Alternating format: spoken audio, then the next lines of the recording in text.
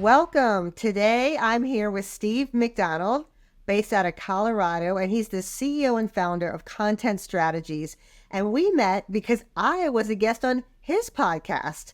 He's a former CMO and he works with sales and marketing, CROs and CEOs to have a different level of engagement with their clients. So I'm really excited for you to learn about his methodology around something called ABM podcasting. And today he's also going to share with us some mystery around the 3 blind spots in sales and marketing. So Steve, just so we can get your perspective, since I introduced you the way I wanted, anything else you want to tell our viewers here today? Yeah, I think just, I did a lot of work in B2B and SaaS companies. And one of the big things that was just a frustration as I came in and was working with marketing and sales and the CEO and the board is that everybody wanted to have more new logos, right? Everybody wanted to grow revenue. And so it was always like, oh, how do we do more lead generation, right? How do we get into the right accounts? And however, the way that we're introducing ourselves into the marketplace usually is how we talk about ourselves. Where in the world of B2B, what we need to be doing is playing that role as a trusted advisor and expert and helping them grow their business. Nobody wants to be sold to, and nobody wants to hear about what you're doing, your product, your tech, your feature, your benefits, until they understand their bigger challenge and how they're going to solve it, and then how you play into that. And then all that information becomes very, very important. But there was a line in an article that Forbes put out a while ago that just made so much sense to me, and it was about content marketing. That content marketing solves problems, but thought leadership sparks conversations. So that's what we need to be doing in today's world.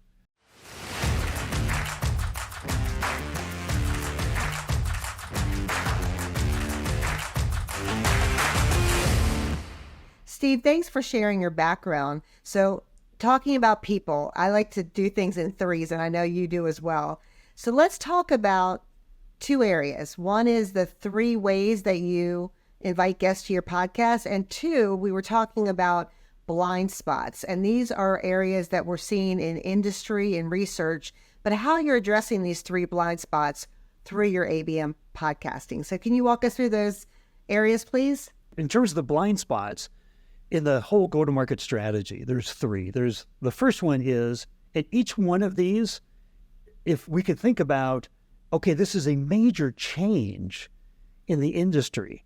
And with that change, how are we adapting? What are we doing different? Or are we just doing the same thing over again? So the first one is, there's the B2B buyer is much more on a self-service buyer's journey. They're trying to make much more of the decisions on their own. They're consuming much more content on their own before they ever want to talk to us in an organization.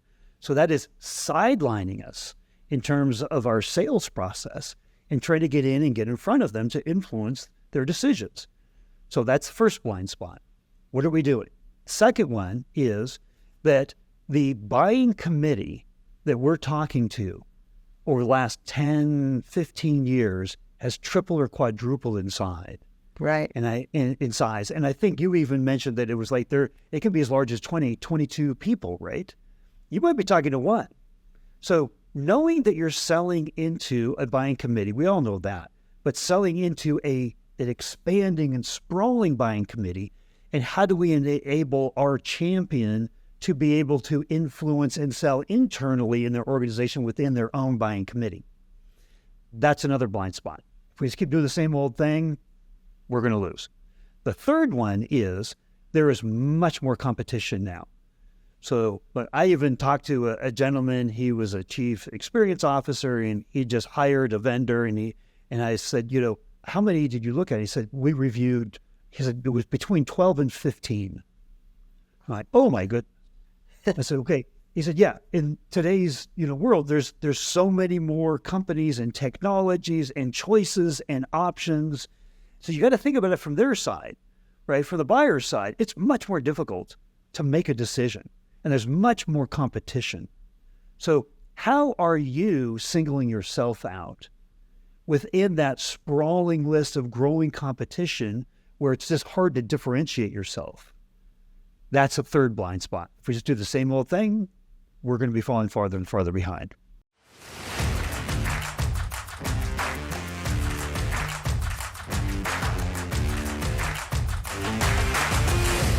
Can you explain to our listeners what ABM is? I know if there's people from the marketing organization, they're going to know exactly what that means. But in the general population, not everyone might be on the same language, what that means or what that means to them. Can you explain it in that context? Yeah. So ABM is account-based marketing, right? And all that means is you're talking to accounts that are big enough contract that you're not doing things for just a general profile of companies. You're like, okay, I'm going to target in on this specific company, and I'm going to learn the specific individuals, where they are, what other competitors, how they put together solutions before. You're going to learn everything about them so you can do very specialized sales and marketing efforts to that particular account-based marketing. So that's what happens. And that usually aligns with strategic sales. A lot of companies they'll call it strategic sales or major accounts or growth segments. So that usually aligns to someone that has skills where they are, like I think you just said it, doing their research to be deep in their industry and that account and what matters to them. Right. Because it's a big enough opportunity for the company. So you're willing to put that extra effort out to learn a lot more in particular about that one account as you're trying to sell to them.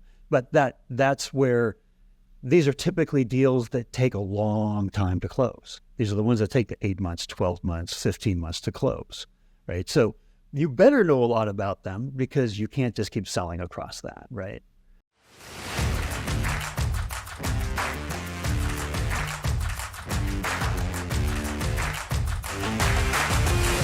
What I really enjoyed about our conversation is the chairs are just changing, and people come in and they have these great aspirations and new ideas, but then they just go with what they know and what they feel comfortable with, and also what they can measure and report on when it really isn't making that difference that you're talking about.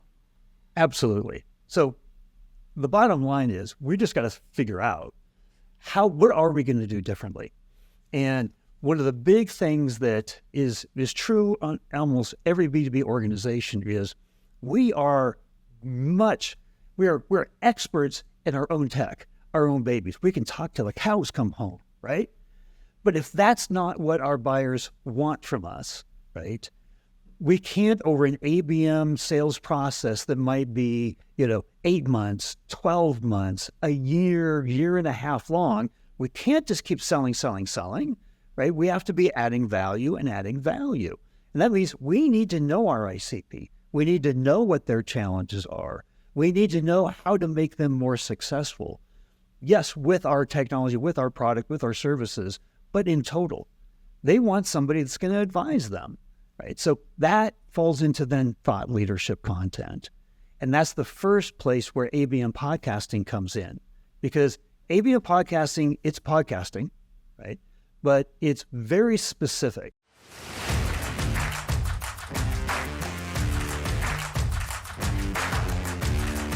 If you did a weekly podcast for your business and the only people that you invited on as guests were your ICP, your ideal customer profile, the people you're trying to sell to every single day. That's a dream. Right? Yeah, absolutely. How are you going to do that? And the other question is, it's not even just the who. Who in your organization would have the skills and time to put something like that together on a consistent basis with all the other things they have going on in their life and their work? It's another job, right, to take on. But there's one highest authority in all of our businesses, and it's our customer, right? And our customers are ICP. Well, unless we're trying to move way up. But typically the best way to define your ICP is to look at your own customer base. They're the ones that you actually profiled and bought from you. So when you bring your guests on to the podcast, not only are you creating the most important thought leadership content, because it's the challenges, the perspectives, the insights, the innovations from the peer community of who you're trying to sell to. It's the most important content. you're bringing together and organizing all the best thinking from the peer group of the people you're selling to. So it's already the highest level of content, thought leadership. No sales organization or AE or chief sales officer is going to say that's not good content, which happens about 2/3 of the time between most content that marketing creates. And it gets over to sales and they say, I don't even want to use this. I don't see the value in this, right? This is content directly coming from the people you're selling to. But there's 3 categories of people inside of that ICP that you want to bring onto the podcast. The first one is people that are actually part of your pipeline now. They're deals that are in progress. Because over the course of that year, when you're working, you're managing that deal, right? You can't keep selling. One of the best ways to learn insights about how to sell to them, bring them onto the podcast. Have them talk publicly about the specific challenges, right, that you've been talking to them about. But you as an organization, when you've been talking to them, most often it's been in a sales kind of a conversation.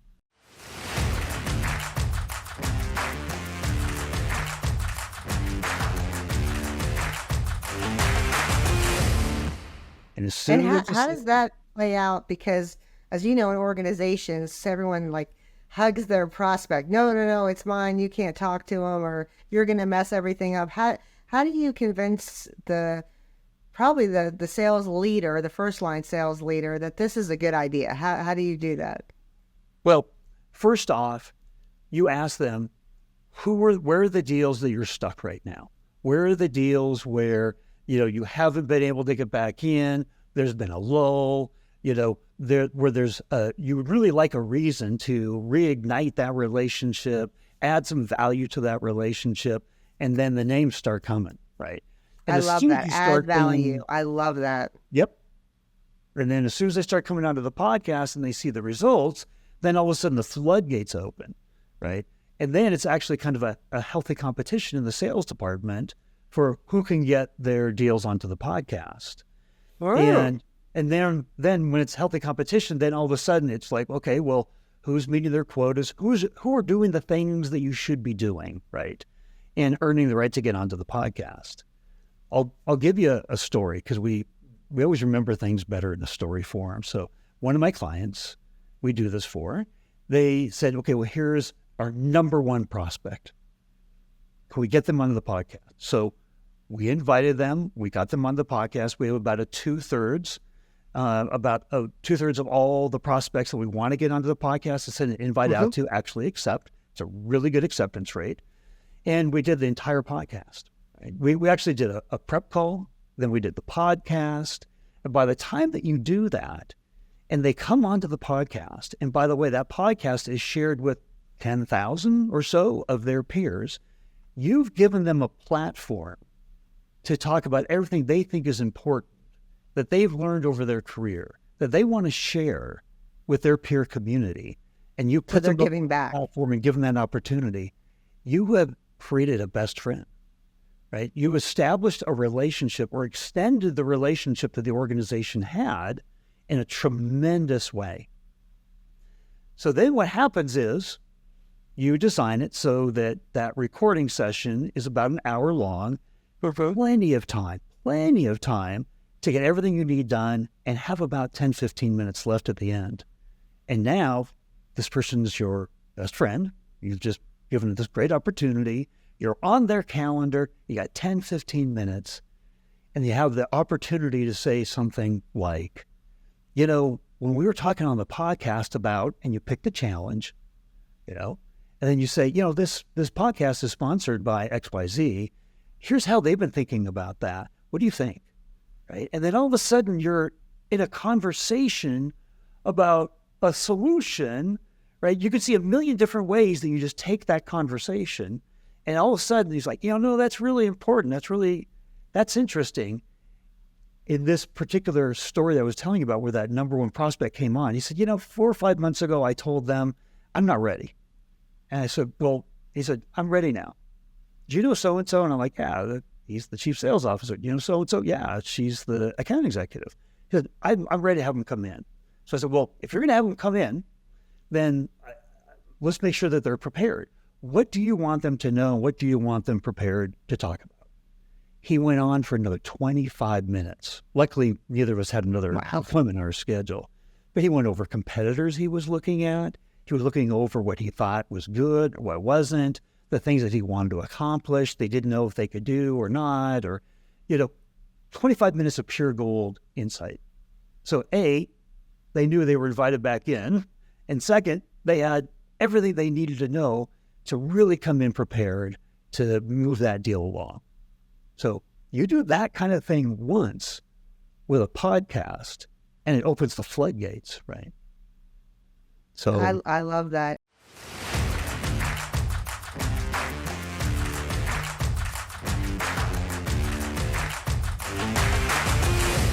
So a lot of times the objections also come from the sales team or the marketing team about all the scripting.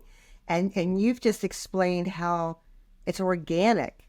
So can you explain a little bit how you break that mindset? Yeah. So, the best conversations go. I've gone into my own sales meetings with my PowerPoint all set, right? I had every slide and it was all organized. I felt really confident because I knew exactly what I was going to say. But the best conversations are when you just ask questions, right? And the best salesperson, how to take responses to questions and ask another and weave it into, right, the kind of conversation where then the prospect that you're talking about, because they talk most, you learned most, they feel the best, right? It's like going to that party where you talk to somebody and they cornered you for half an hour. You're like, I didn't get word in edgewise. They felt great. They had a great time, right? So keep them talking. Keep them talking about themselves. Keep them talking about what they want and hear the language that they use, right?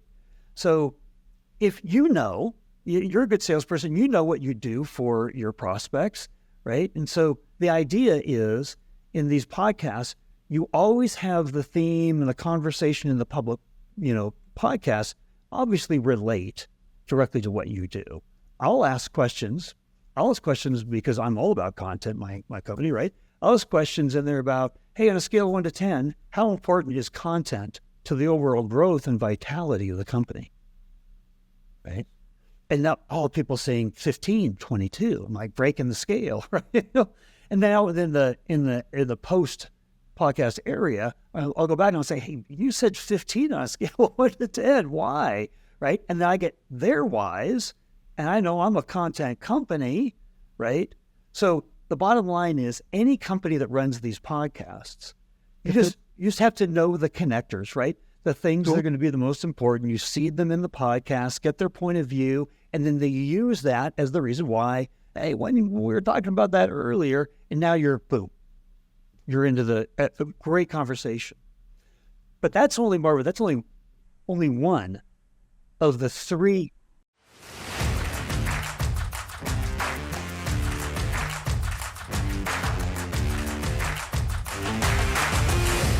We, at Scalibrium, we coach leaders on leading and lagging indicators, and just closing the sale would be a lagging indicator. But these new relationships that you're talking about and different types of conversations and solutions, that would be a leading indicator. And also you're talking about bringing the time to closure shorter. That would also be a leading indicator. So how has that changed your relationship with some of your clients where they're now looking at these different types of attributes and metrics?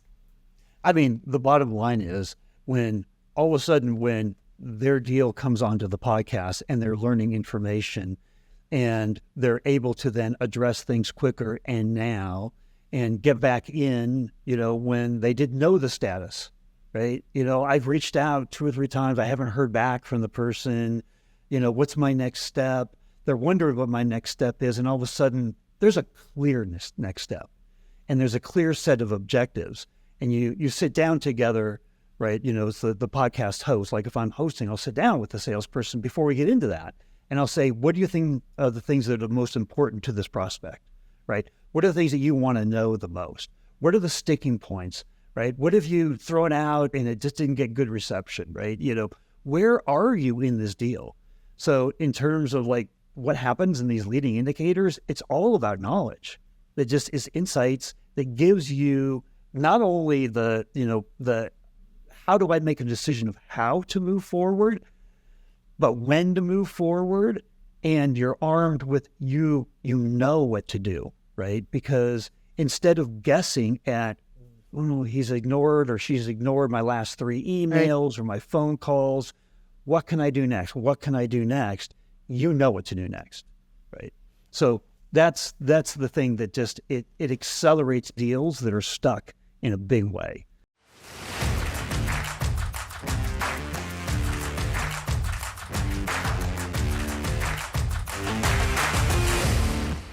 Very helpful. And also sounds like you're having very rich coaching conversations. And even if that's not my account that I'm working on, if I'm the sales leader or the second or third line leader, or if I'm a peer, it sounds like I could get a lot of value listening or being part of that collaboration to learn for other parts of my business. Have you seen that happen as well? Oh, absolutely. Absolutely. Because no matter what, that might be your account, but that's still the ICP. And how they think, yeah, good point. and how they talk, and what they think's important, and how they're dealing with challenges, it directly applies. Those are all insights beyond that particular account, right? So we're, one of the biggest things that you can do to be a good marketer and a good seller is to understand your ICP, your ideal customer profile, better than anyone else. And that means you have to be talking to them on a regular basis. But even if you're talking to your ICP on a regular basis and you're doing it in a way that within a sales environment, the shield is up, right? The prospect is guarded about how much they're going to say, because they're there to get information from you so they can make their decision, but they don't want to let too much out, right? So these conversations are completely unbridled, right? They're trying to give away their thinking, their insights, their perspectives, because they're trying to educate the entire industry. And by the way, they do. Everybody wins here, right? And the mission of every ABM podcasting, the way that I talk about it is, it's like the rising tide that lifts all boats. A lot of because if you're interviewing ICP after ICP after ICP, and they're sharing with information they think is helpful for everybody else in their peer community, it is, right? They know from what they do and the people that they've interacted with in this company, or maybe the 2 or 3 other companies they've been involved in, but they don't get that perspective on a regular basis. They love it. It helps the ICP, it helps the company, and the company can help then that particular account in a much better way. So it's a noble effort. It's one of the reasons why high-level executives, chief executive officers, CROs, CMOs, you name it, chief experience officers, customer officers, there's not a title too high that is like, oh, you're not going to be able to get them on the podcast. Right? They all want to come on. Well, your podcast is very high quality, and you are focusing on C-level leaders, and also you are focusing on them educating their peer community. Yes. Other people, it's more around humor or their passion side projects. I mean, you actually are focused on them talking to their peers in the industry, and that's your design. So that's probably why you're getting that kind of reaction. Yeah, absolutely. They all want to be a part of helping their peer community. There's no doubt about it.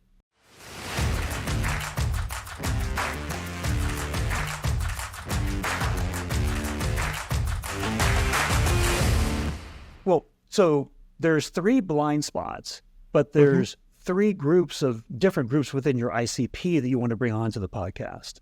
So the first blind spot was this, B2B self-buyer journey and how we're going to get earlier in the conversation. One of them is just invite your prospects that are in the pipeline onto the podcast. You're in a conversation.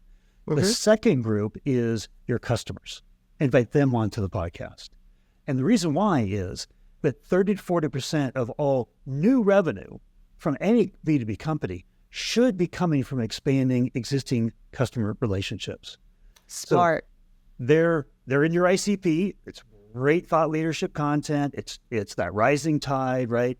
We can bring them on, and all the same relationship dynamics, right? And the change in the relationship and what you're doing for them, put them on the platform and everything works perfectly for customers as well. And you get those customer stories, which when you are the CMO, you do need customer stories for your earnings calls, your content, your news articles. The thing that happens as well when you bring your clients onto the podcast is there's 3 additional things that are magic that happen after the podcast is done. And that 10, 15 minutes of the time you're on their calendar, they're feeling the best that they've ever felt. You're like, hey, this podcast is sponsored by XYZ. As you know, you're a client. I said, I'd love to get just a little case study on some of the things that you're working with them. And they feel so great about everything. They've already been talking. They're warmed up to the nth degree. You get about 99% of the clients saying, absolutely. And now you've got a video case study. And just getting case studies to begin with are hard. You write them up internally, 2 or 3 different layers of people look at them. You send them over to a client, even if they've agreed to do it. And then it goes through different layers over there. And if you ever get it back, it's like so blanderized, right? You're looking at this like 2-page written document with a couple of testimonials, where this is you're listening into a client. And you being a former CMO, you could put anyone, but it gets so edited. It could be, you could put any company's name in front of it, and it sounds good with the benefits, but it's not unique and you special. get through the process, and it's so arduous to go through, and 4 out of 5 case studies die in that. It's still an approval, and but this, it's done. You ask them, is it okay if we do a video case study? It would be really important for this company, and it would be really helpful for them as a client. And they're like, yeah, sure, let's do it. So you get case studies, great case studies. That's amazing. And if you talk and you know beforehand what you want that case study to be about, because there is a story that the salespeople are trying to tell, and there should be a case study or case studies that fit into every part of that story that we're trying to tell. So you can not only get a case study, but you can actually be very strategic about that case study. But there's 2 other things that clients can do for you. The second one is that every salesperson has objections that they hear all the time that you're like, oh no, and it kills deals, right? You've been working for months and months, and somebody says, this sounds really, really great, but, we've got everybody trained on this other platform. I'd have to get IT involved in procurement, and I just don't know if it's going to be worth it, right? And then you're like, as a salesperson, you're like, so what do salespeople do, right? Yeah. And you're like, oh no, that's not the way it is, right? Our onboarding process and our training process is really smooth, and you try to address it. But what if we got your clients to debunk the top 5 objections that kill deals, right? Their voice is going to carry so much more weight than your voice as a salesperson. So now all of a sudden, you've got great case studies, and you're debunking the objections that kill the deals in the pipeline. That's the second one. The third one is all of us good salespeople, right? When we have a hot deal and we're like, okay, when I pull out this, I put it on the table, everybody's going to raise their eyebrows and you're going to be like, okay, that's amazing. We got to have some of that, right? I call them just the core selling statements. I got to find a better word for it, right? But they're the statements you make and everybody goes, oh yeah, okay, we need some of that. Well, your clients have gone through living that promise. So they can validate your most important statements that you use to close deals. So now all of a sudden you're getting great thought leadership content. They're your ICP. You're getting case studies. You're debunking objections, and you're validating core selling statements. We actually recommend to all of our clients that 50% of the podcast guests should be clients, because you're going to expand revenue and you're going to get all those 4 things out of it. You're going to help revenue on every single, every salesperson now is going to have case studies and debunked objections. And we call it value realization. So they're actually articulating their value realization. That's one of the terms we use. I love it. That's a much better way to put it than I've been putting it.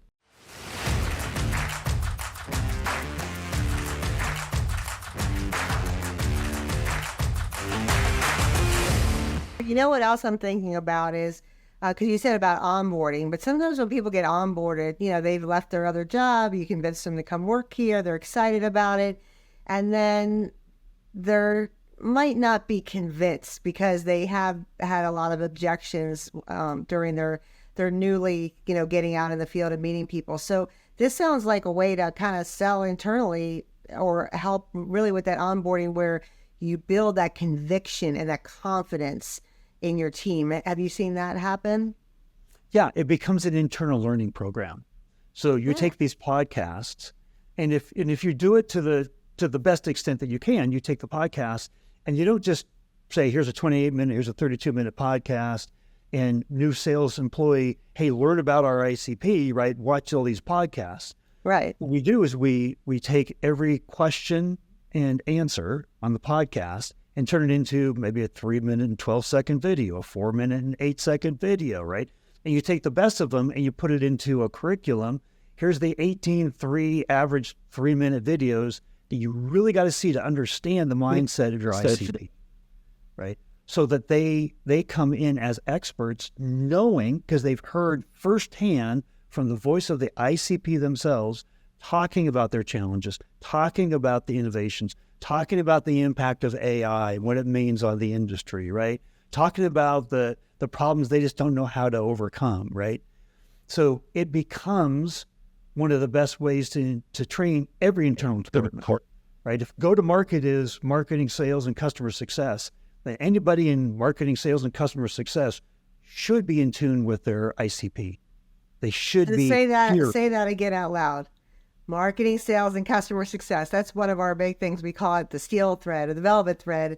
There's a thread, that thread, that interlocking. So you're finding that this is a way to get that interlocking? Absolutely. In fact, we not only work with CMOs, we not only work with CSOs or CROs, but we work with whoever's the head of customer success as well.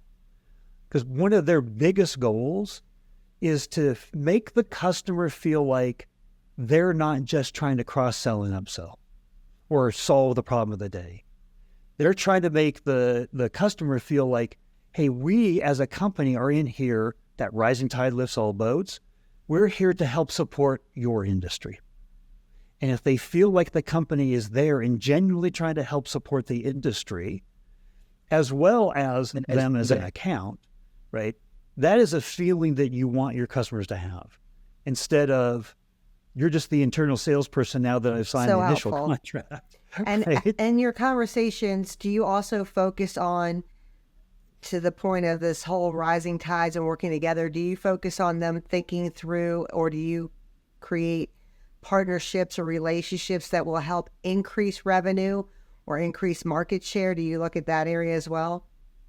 Absolutely. I mean, this is a relationship machine, right? How do you establish relationships? You just get into more conversations, the right conversations at the right time with the right people. Right? And so Brilliant. That actually leads into the third group that is part of who you want, your ICP that you invite onto the podcast. Every company has a list of 100, 150, 200 companies that they haven't cracked the door on. They haven't started the conversation. Right? And they've tried. So we invite them onto the podcast.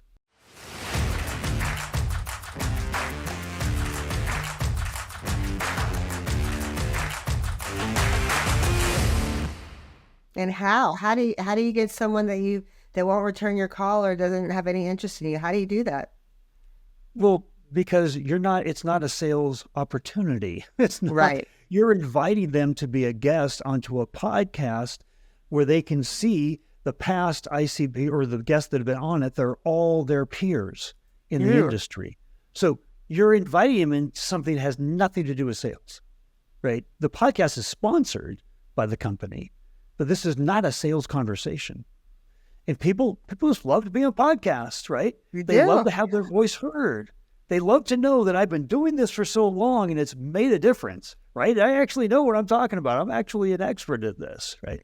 They love to come on and talk. So it's just a way to get people from the right organizations that you're trying to establish a greater relationship with, start that relationship by doing something phenomenal for them, which is giving them that platform. So all of a sudden, ABM podcasting is thought leadership content creation. It is an internal learning program, but it's actually a sales activity in and of itself. You're bringing deals in pipeline on. It's a customer expansion activity. You're bringing your top expansion opportunities on. It is a prospecting activity because you're inviting those prospects you haven't opened the door for yet. So it's much more, it actually is a halo across those go-to-market, departments, the marketing, sales, and customer, customer success, because you're actually creating activities, right, inside of each of those departments that they haven't been able to do on their own, right? Creating relationships with prospects, creating relationships with customers that in a way that they haven't been able to do, that makes everybody happier, that feeds and fuels all the insights that we need to help close deals, debunk objections, all those validating, all those things. That's the essence of ABM podcasting. It's a deep, deep penetration. It's not siloed in any one department, right? It's actually, we have meetings with our clients where all three of those go-to-market departments, we're on the weekly status meeting, right? So there's the head of sales, the head of customer success, head of marketing. We're all there and we're all strategizing who we're bringing on, what are we trying to get, what's the story, what do we need debunked, what are we trying to accomplish? Right. And it just seems to be a really good way to help support all that. That is fantastic.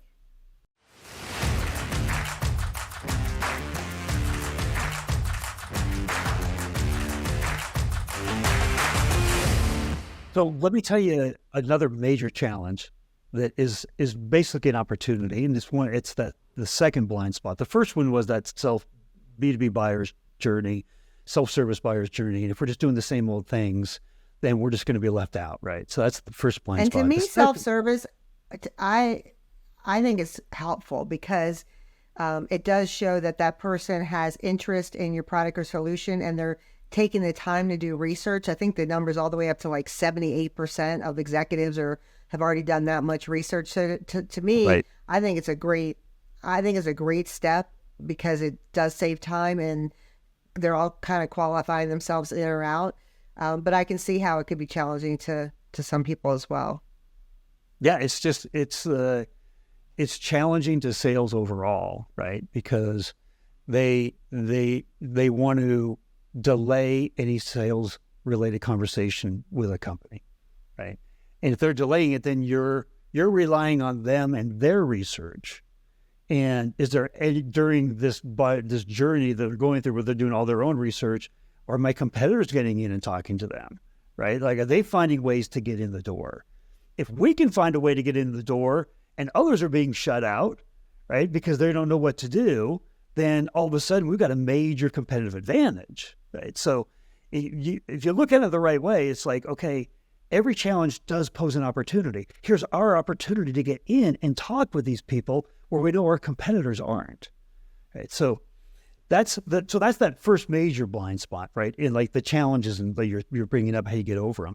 The other is, if you look over the last 10, 15 years, we all know that there's a buyer committee, right? We might be talking to our champion, right? But there's a whole committee of people back there. And they are trying, that committee is growing 3 to 4 times in size what it was 10, 15 years ago. And the trend is still up, right? So all of a sudden... I've heard it, depending on the technology, there's up to 22 people. Oh my gosh, think about that, right? So yeah. We could be doing the best job ever with our champion, right? And they could be, this is great, Marva, I'm on board. We got to get this done, right? And then they run into their own internal roadblocks. So they might have an internal IT roadblock. They might have an internal CFO that's a roadblock, or procurement that's a roadblock, right? So how do we help them? So again, one of our clients, IT, major roadblock. So we're bringing on the IT, the head of IT, or chief, the C-suite, and having them come on and talk about what did it mean to them when they adopted this technology. How did it change fundamentally how they interacted with the other departments, how they helped enable growth in the company so that it's a positive thing, not a negative thing. Another technology I got to take on, another technology I got to integrate, another technology I got to train everybody on, right? That's right. Like you can see the heels digging flyer in. agreement, another, yeah. Right. So if we bring in the CIO or the head of IT and they say, every bit of energy we put into having to adopt this new technology paid off in spades. Now you can arm your champion, who may not be the head of IT, and say, when you're selling internally, we just know from past experiences, there's the IT hurdle, right? We've got to make, friends with them. We've got to make sure that they're on board with this. Would it be helpful if I shared 3 or 4 4-minute videos from other CIOs or head of IT from our clients that you could share internally? And now all of a sudden what you're doing is, we got all those from the podcast, right? Because we brought those people onto the podcast. And after the recording, we asked them about that relationship. So we're very strategic about who we're bringing on and why. Now you're enabling them to sell internally to their committee, right? So they're their counterparts, their peers within that buyer's committee. So if we know this internal buyer committee is just growing and growing and growing and growing, and we're not doing anything different.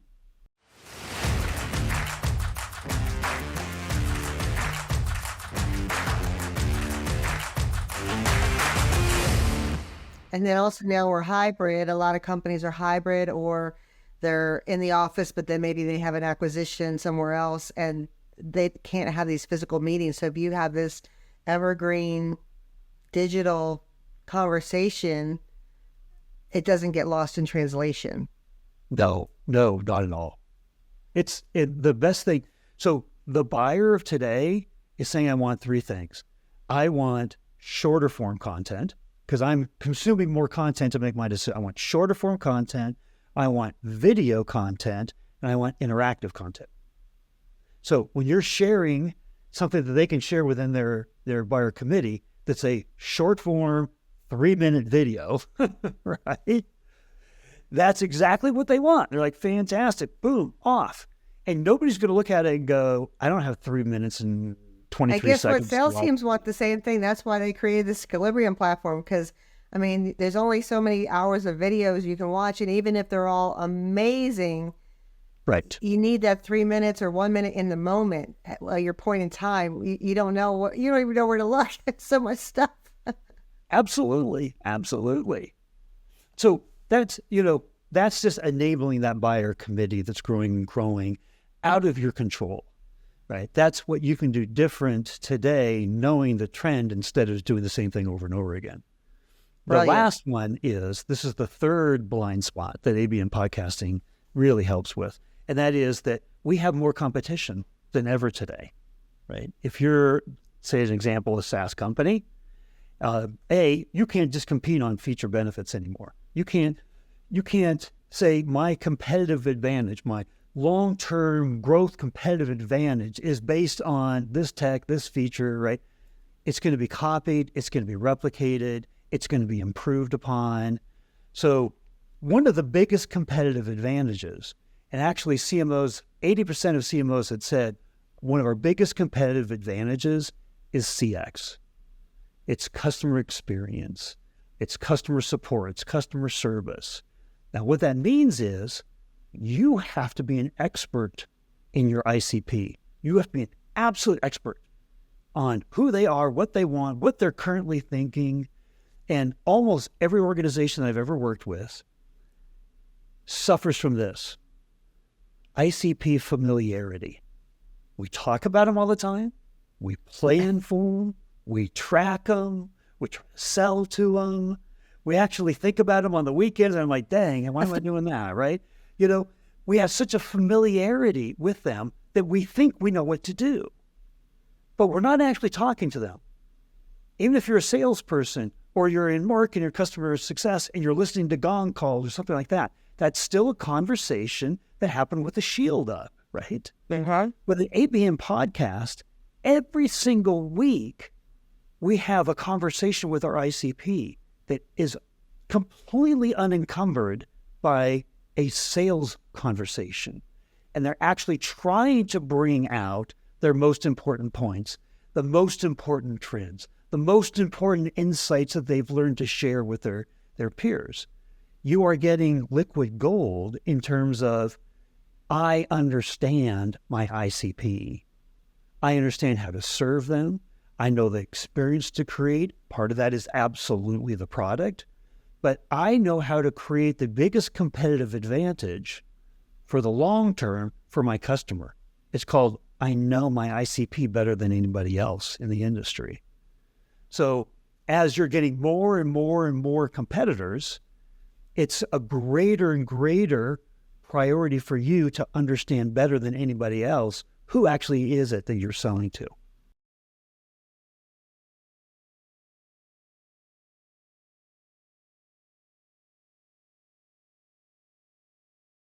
You know what this reminds me of? I worked for a very large company who I won't name, and they had over 25 people on just one account. It was a large telecom account. And this telecom account, the CIO was going to speak on a panel later that evening. And I invited them all to attend with me. And they're like, why would we go there? We were just at their board meeting and we just had, meetings all day session with this workshop. And I said, because they're going to be sitting next to their peers and they're going to have a glass of wine in their hand and then they're going to have a microphone in their hand. And who knows what they're going to say. And guess what? They said a lot of information. This account team who met with them all the time and, like you said, knew them for 25 years, thought about them constantly because it was a different scenario. And then the other scenario that it's been really popular this year, where you have CEOs doing these town hall kind of ask me anythings, and they're doing them like once a month, or even some of them are doing them once a week. And right. Yes, marketing preps and executive comms preps and HR's prep, but sometimes in Slack or that question comes in from Susie or Johnny or Bobby or Raghu and whatever town, and they're like, you know what? And then they just say with it, and then you learn about them and what's really important to them, what's really important to the company, and everyone's kind of like, oh, what are they saying? But that's how you get the real answer and develop those relationships. And so I love what you're saying, because you're also talking about, it's not like one time. You're talking about like these repeated conversations. And what you do, and you and I talked about this, and you brought up something that was so important, because for those big deals, right, all of a sudden, the CEO is going off and meeting with this particular customer that we want to expand the relationship with, or going off and meeting with this particular prospect organization. And you put together the executive briefings, right? With a team of people, right? It's like, they're so long, so many documents, all night long, 4 prep calls. Yep. And what happened with a lot of those executive briefings? That unfortunately they don't read them, but they read them in the car.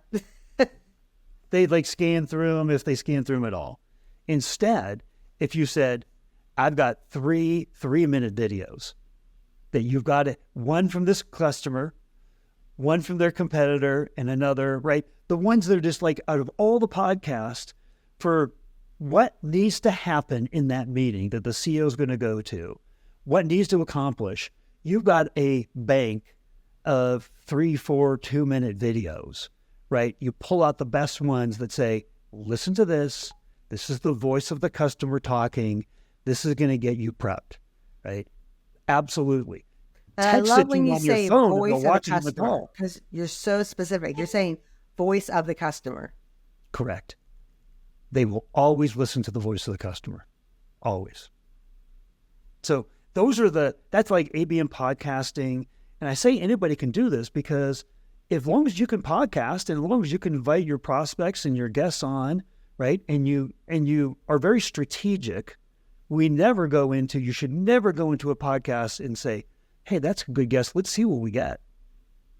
Or what we get ends at the end of the podcast recording. Then there's that whole post-podcast area. There's a huge, huge value So it's just taking kind of the only reason why it's podcasting is because it's just the best way to get into a conversation with somebody. Mm-hmm. If it was something else, it'd be ABM something else, right?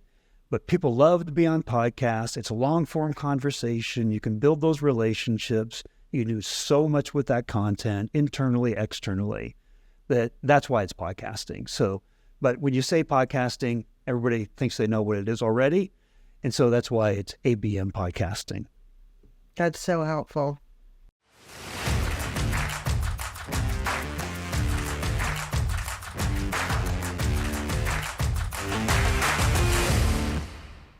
I like what you're saying about competition, because as I think through that, now with a lot of the disruptions we've had in our global economy, some of this competitive nature is actually strategic, because people don't want to have all their suppliers in one geographic area or all their suppliers of one relationship, because there could be a disruption or an overload or a seasonality that they need to, abide for. And so it's intentional that they have competition or multi relationships for that reason. And that's a little bit new to our economy. Oh, absolutely. It's just, the bottom line is there are things that are changing all the time, right? So what we did 2 years ago, 4 years ago, 5 years ago, and thinking it's going to work just as well today, if we don't understand all those trends like you're talking about there, and what are we doing different? How are we staying ahead of our competition and adapting to all of those and overcoming those blind spots? Then we're doing a disservice to our own career, but our companies as well.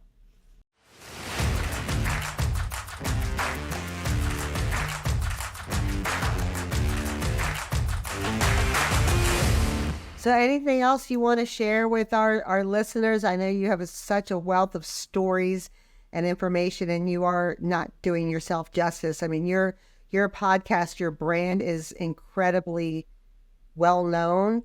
And you, like you said, it's your peers in their industry. So when someone makes a decision or they get to spend their time to be on your podcast, that is taken out of the equation. It's already highly well-produced, credible, has a great title. And you also have people from different industries, which is also, I think, very appealing to a lot of people these days. We want to learn from other industries. So I really appreciate the work you're doing. Very helpful. Well, thank you. I mean, my one thing just to leave with everybody is don't think about it. Just start doing it. Whether you do it on your own or you hire somebody to do this, start doing it. You will never, ever regret having regular weekly conversations with the people who are your clients and the people you're selling to. You will never regret having those conversations. It's just about how much you want to do with that information. So I would just get in and I would just start. That's my advice. Stop thinking and just start doing, right? So how can people get a hold of you, Steve? You can find me on LinkedIn. If you just Google Steve Macdonald Content Strategies LinkedIn, you'll find me right there. Or you can email me at steve@contentstrategies.io. Either way. Great. Well, thank you for being a guest on our JourneyCast, and I appreciate you offering for myself and Bart Finelli, who's the CEO of and founder of Scalibrium, to be on your podcast, because that's the best way we learn, is when we exchange ideas and get to meet each other's community. So I really appreciate you and what you're doing for the sales and marketing community, and also what you're doing for customers. Well, thank you. I always have fun. We always have fun coming out and talking what we love and what we do. So you gave me that opportunity. Hopefully there's a lot of light bulbs that went off, and there's a lot of things that we can think about doing differently to really help improve our business. So I just appreciate the opportunity to come on. Thank you.